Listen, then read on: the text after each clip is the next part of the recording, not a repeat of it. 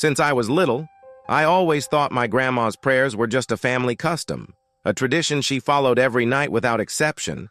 But over time, I realized there was something more behind every whispered word, every prayer said with that deep look in her eyes. It wasn't just faith, it was a shield, an invisible barrier against something only she seemed to understand. When I started witnessing the unexplainable events that took over the house, I understood why my grandma prayed so intensely. These rituals weren't just for her peace. They were an attempt to protect us from forces moving in the shadows, from a terror she faced every night. And are you sure you know what's circling your house when the lights go out? That smell of old wood and jasmine carried by the wind always reminded me of days at my great-grandmother's house, a place where time seemed to swallow every sound. The moment I crossed the rusty gate, I felt time folding, bringing a strange familiarity that danced between terror and mystery. As night fell, shadows stretched across the porch, forming shapes that the candlelight tried but failed to tame. The walls, tinted with stories, seemed to hold more than memories, something denser, maybe even darker. It was then that I felt, deep inside, the presence of that prayer my grandma always recited, like a song that calmed yet sparked an unshakable chill. By day, the house showed a nearly dormant side, as if only at night its true faces were revealed. But once the light began to dim, inexplicable sounds emerged from the walls, from the creaking wooden floors, even from the wind that seemed to whisper secrets of other times. Each room hid traces of the past, an energy that mixed comfort with unease, as if the house itself had a story to tell. My grandma always said certain places hold their own memories, and if you paid attention, you might even hear them there. The silence took shape, spreading like a warning of something watching from the dark. When night fully took over, that familiar stillness began to be swallowed by something bigger, a weight that grew as my sister and I walked down the hallways. It felt as if the darkness had a life of its own, moving with us and wrapping each step in mystery. My grandma's prayer echoed somewhere in the background, a plea that seemed to have a higher purpose, an invisible protection against whatever prowled the house. Outside, the wind danced in the dry leaves, but inside, the silence was absolute, except for that soft, persistent voice. The only thing easing, if just a little, the terror settling over us. My great-grandmother, who appeared to everyone as a simple woman, carried the strength of someone who understands the unseen and the unknown. Her prayer was almost constant, and I often wondered what she saw, what she knew about that house, and what drove her to such devotion. Each time she bowed her head, it seemed like she dove into her own mystery, as if in direct dialogue with forces only she understood. Her eyes were deep, almost as if they held secrets lost across generations. That house, she'd say, was more than walls and a roof. It was a place where time and souls who had passed through it left traces. Shadows moved through the corridors, and I could swear one of them took a human form. My sister whispered quietly, asking if I, too, felt the presence of something or someone seemingly following us at every step. At the end of the corridor, a mirror reflected a dim light, and in it, something seemed to pass. A denser shadow, a silhouette that disappeared as quickly as it appeared. The air grew colder, and suddenly my grandma's prayer became even clearer, filling every corner of that house. It was as if her prayer held the shadows at bay, a shield between us and the terror lurking in the corridors. Throughout the night, that mystery hovered over us, taking shape in every dark corner, in every crack in the wall, even in my grandma's eyes. I remember seeing her sitting in the kitchen, hands clasped, murmuring that prayer that echoed across the floor like a final line of defense. The serenity in her face was both calming and unsettling, as if she knew something was trying to cross the walls. For her, prayer wasn't just an act of faith, but a form of confrontation, a way of containing what she knew was there, waiting, watching. Those walls held stories no one fully knew, but everyone feared. Some were told as legends, others as whispers over family dinners, and I often wondered how many of them were real. Terror was often just a word until you felt it up close. That's what crossed my mind as I walked through those rooms, trying to understand why Grandma insisted so much on that prayer. As if each word had the power to drive away the invisible eyes seemingly watching us.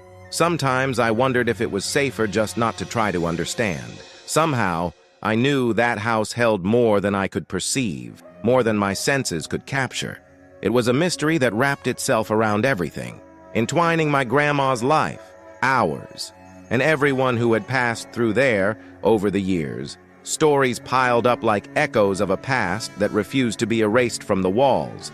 But the most intriguing part was my grandma's calm, never showing fear, only the certainty that her prayers were the only thing standing between us and whatever was there. And so the cycle continued, a silent battle between her faith and the unknown. My grandma's devotion always seemed like something between sacred and incomprehensible, as if her prayers were a bridge to a hidden world only she could see. She would spend hours in prayer, her lips moving almost imperceptibly, but the intensity of her faith filled the house with a unique energy. Even with the strange noises that emerged from the walls, the echoes of footsteps and shadows sliding across the floor, she remained calm, as if her prayer were her protection against any evil. The mystery was there in every word she said, a complete surrender that no one dared interrupt. That ritual my grandma followed was as natural as breathing. She prayed for the house, for the family, and it seemed even for the shadows crossing the rooms. I always wondered what she thought while whispering those prayers, eyes closed as if she saw beyond the old, worn walls. The terror seemed to lurk in every corner, but she maintained a calm demeanor, a silent strength that seemed to radiate something sacred. Deep down, I felt that each prayer from her mouth had a purpose, a calling perhaps only she understood. As darkness took over the house, my grandma lost herself in her prayer. Each word spoken with the fervor of someone fighting against the invisible. It was strange to see how her devotion seemed to grow in the face of the unexplainable, almost as if she were challenging the shadows surrounding her. Sometimes I wondered if she felt the same terror we did, or if her faith was so unshakable that she could ignore the mysteries around her. But in certain moments her eyes would lose focus, and I knew there was something deep and ancient behind that apparent serenity. My grandma's constant prayer was almost a song, a melody that filled the void of the house and seemed to keep the oppressive silence at bay. I was always intrigued by how she managed to stay calm, even as the shadows drew near and terror became palpable. It felt like an invisible battle, a struggle beyond the ordinary, in which her faith was the only weapon. Somehow, the whole house seemed to breathe with her, as if each word she spoke was absorbed by the walls, transforming the mystery into something sacred and at the same time dangerous. The shadows that emerged around her didn't make her falter. On the contrary, it was as if their presence reinforced her faith. Days and nights blended in that relentless routine of prayer, where each prayer felt like an attempt to purify the space. I watched from a distance, not daring to interrupt, for I felt that in that moment, my grandma wasn't alone. It was as if her murmurs were heard by something or someone, as if the mystery itself found comfort in the words she chanted. The sensation of terror was inevitable, but her faith was stronger. I could never fully understand the reason behind such devotion, but it was impossible not to feel safe when my grandma started to pray. It felt like each word created an invisible barrier against whatever tried to draw near, and deep down, I wondered if that protection was just for us. Maybe she prayed also for those who never found rest, for the shadows that wandered the house, seemingly seeking something no one could explain. The sense of mystery grew, but my grandma's faith was unwavering, as if nothing could cross that sacred barrier. In the rare moments when she spoke about her faith, my grandma mentioned old customs and stories her parents had taught her, practices meant to protect the house and the family. This was more than a simple tradition. It was a legacy she carried with utmost seriousness, a pact with the past that connected her to something I couldn't see but could feel.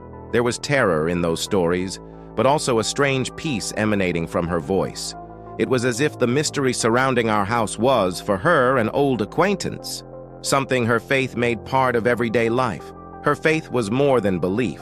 It was a living force, a presence as real as the walls of that old house. Every time she finished a prayer, the atmosphere changed, as if something lighter took over the space, at least for a moment. I never fully knew what she faced with those prayers, but it was clear that, to her, every word held power. Every phrase was a way to protect all of us. Darkness might surround the house, terror might lurk, but as long as Grandma was there with her unshakable prayers, the mystery remained under control. It was hard to ignore what went on in that house, especially as the sun began to set and shadows took on a life of their own. One night, as I passed through the living room, a figure appeared in the window's reflection, tall, cloaked in black, almost blending with the darkness. I knew it was impossible, but there it was, like a silhouette watching us. Motionless and mysterious, terror coursed through me, and I thought of running, but something held me back, a feeling that escaping would be futile. My grandma's prayer echoed through the house, and I couldn't shake the thought that she also knew about that figure. Every time twilight came, the house seemed to change shape, as if it was a stage for things no one else could see. My grandma continued praying, and sometimes I found her staring at nothing, her eyes fixed on an invisible point, but clearly focused on something I couldn't see. Each night, the figures seemed to draw closer, as if they had something to show us or tell us. It was a mystery that only deepened, and even with the terror I felt, something inside me wanted to understand what those presences wanted. It was as if the house held an ancient story, each shadow a page of it. One of those nights, my sister and I decided to investigate what was happening in the darkest corners of the house. Curiosity outweighed fear, and with each step, the floor creaked beneath us, as if the house itself was warning us not to proceed. Down the hallway, a faint light illuminated the wall, revealing a shadow that moved slowly, a silhouette that seemed to breathe, as if it were alive. The silence was absolute, broken only by Grandma's whispered prayer, which grew stronger with each second.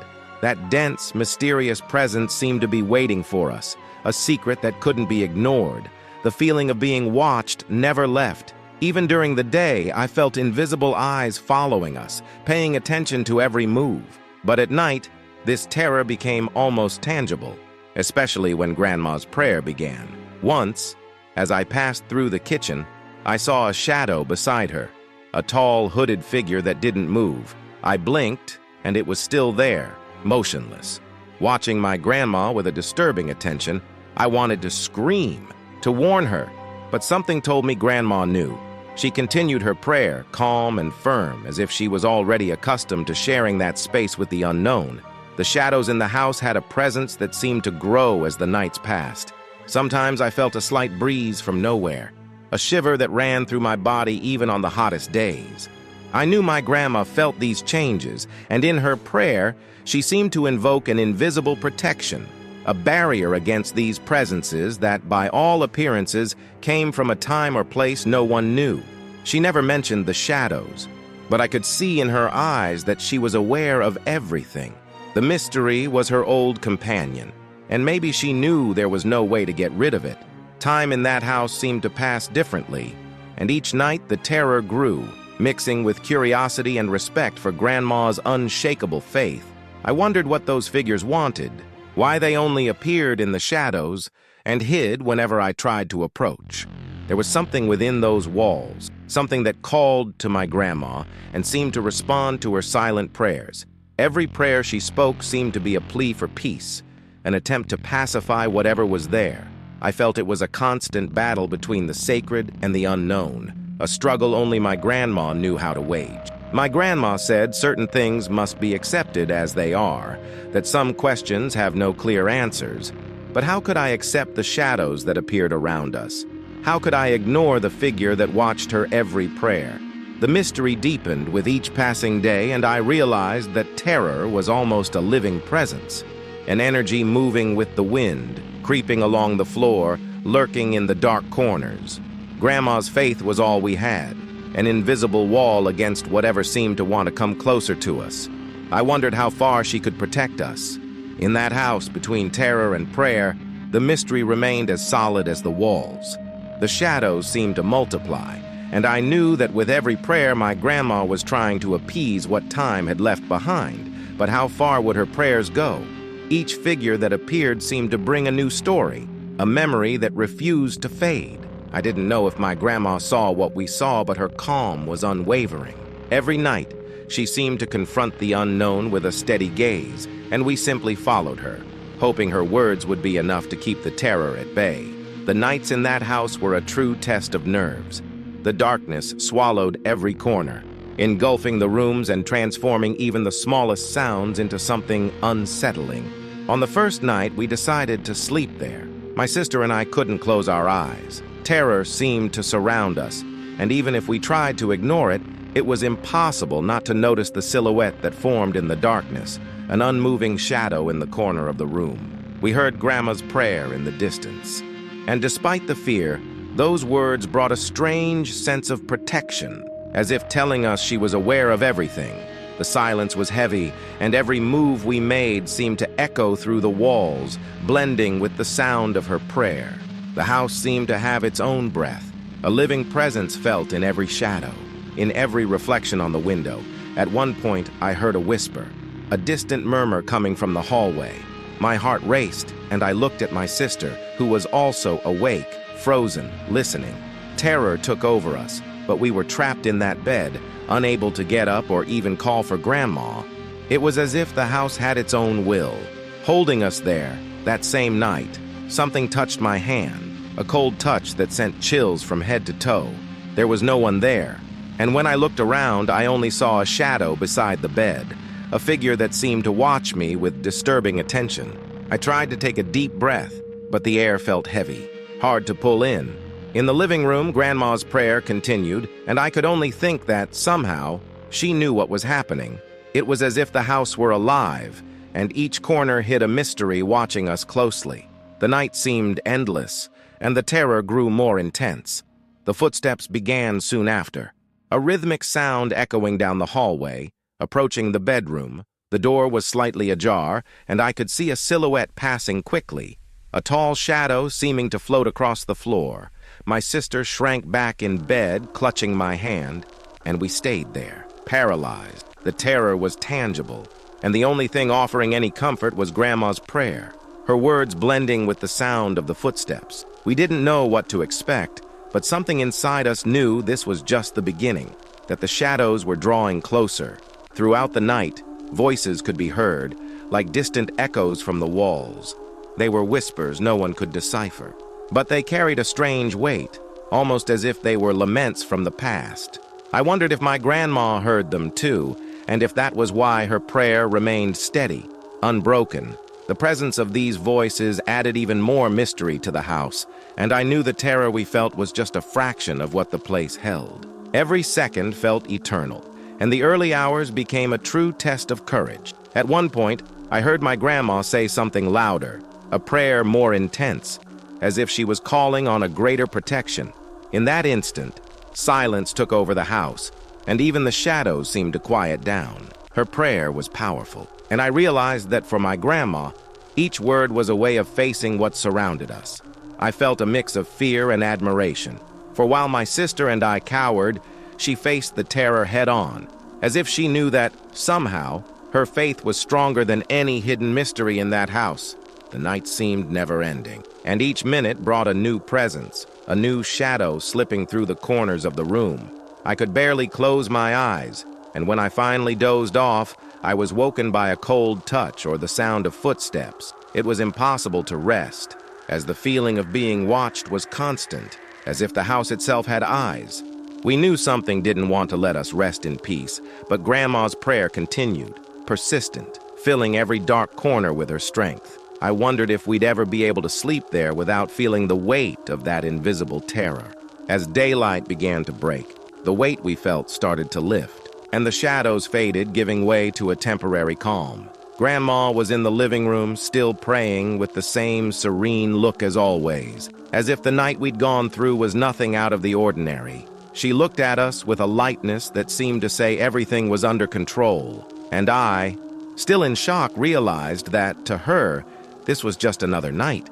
The terror that surrounded us was part of her routine, something her prayers fought against every day, a mystery I knew would take years to fully understand. Some weeks after that first night, I discovered our family's history was darker than I had imagined.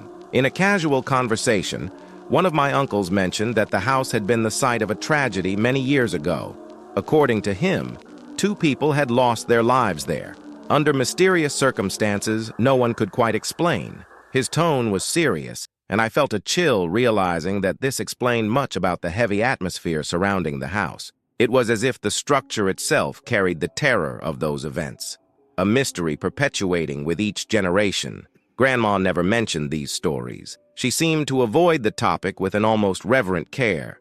But over time, I began to see that her prayers were more than simple invocations. They were almost rituals of protection.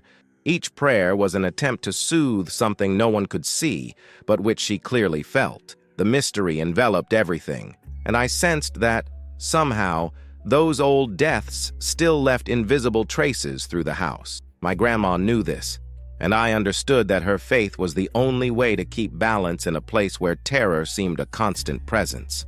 As the stories began to surface, I found out the house had gone through situations none of us could imagine. My mother told me that one night she heard footsteps down the hall and saw the shadow of someone no longer alive. She wasn't sure what she had seen, but she felt the presence as if it were real. This type of experience seemed common in that house, and I began to understand that Grandma's prayers made more sense than I had thought.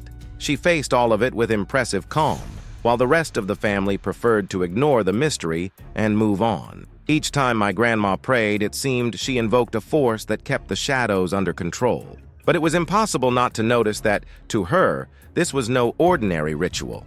The tragedies in that house, kept secret for so many years, had left deep marks, the whispers, the silhouettes. All of it was part of a story my grandma knew well, and her faith was the only answer she had found to confront the invisible terror around us. The mystery needed no words, for each prayer she said told, in a way, everything we needed to know. I wanted to know more about what had happened, but I felt Grandma preferred to keep those secrets to herself, as a way of protecting the rest of the family. Her silence was a choice, a shield against the dark past inhabiting that house. Every time I asked, she would just smile, but her gaze said more than any answer could. It was as if she knew certain things couldn't be said aloud, as if opening the door to these mysteries might bring back something she worked so hard to keep away with her prayers and devotion. Gradually, I began to realize that the terror in that house wasn't just a feeling, but a presence that prowled, lying in wait for someone to dare challenge its domain. That's why my grandma never stopped praying. She knew that was the only way to keep balance between the visible and the invisible. Our family history was entwined with that mystery, and with each generation, it seemed as if the shadows tried to come closer. That family revelation was just the beginning, an open door to understanding that not everything in the past is truly buried. One day, when I asked about the deaths again, Grandma just said that some souls couldn't find rest, and that's why her faith had to be strong enough to face them. She said nothing more, but I understood that was a warning. The mystery of that house went far beyond what we imagined, and with each prayer, Grandma seemed to try to calm something she knew well. What for us was an unexplainable terror was for her a long-standing coexistence, a silent agreement between her faith and the shadows that persisted there. With each new story we heard, the mystery only grew, and I realized my grandma carried an invisible but powerful burden. She never complained, never showed fear. She simply continued her routine of prayers as if knowing this was the only way to keep everything under control. It was a weight only she could bear. And we followed her, trying to understand what surrounded us. Terror, to her, seemed to have a name, a face, something her faith both knew and respected. And so, the revelations turned into more questions, pulling us deeper into the mystery of that house. Even after my grandma's death, the impact of that house and the experiences we'd had there continued to haunt me. It was as if the shadows she had kept at bay now sought a way to manifest, to remind us they were still there. Her faith seemed to have created a barrier that was now weakening, and nightmares began visiting me frequently. I dreamed of that house, the dark corners, the hooded figure always standing beside Grandma. The sense of terror was constant, and I knew it wasn't just my imagination. Nights were difficult, as the memory of that house remained present in each dream. In each silence I faced, Grandma's prayer still echoed in my mind, an invisible protection fighting against the shadows that were now free. Sometimes I'd wake up in the middle of the night with the feeling of being watched, a familiar presence that had crossed time to find me. The mystery of our family kept secret for so long now seemed to be a part of me, an inheritance I had no way of refusing. My sister also felt the effects of that dark past. Nightmares were frequent, and she'd say that, in her dreams, Grandma always appeared praying, as if trying to protect us even from the other side. It was frightening to realize that, even far from that house, the terror still circled us, as if we were part of a story that would never end each time we spoke about it. Memories resurfaced, bringing back the smell of old wood, the sound of Grandma's prayer, and the shadows dancing through the corridors. The mystery was woven into our lives, and it seemed impossible to escape it. Even the small details of daily life became reminders of that house and all it held. Sometimes, I found myself praying softly, repeating the words Grandma used, as if this could drive away the shadows that insisted on appearing. It was strange, but her faith had become a protection. I now tried to mimic.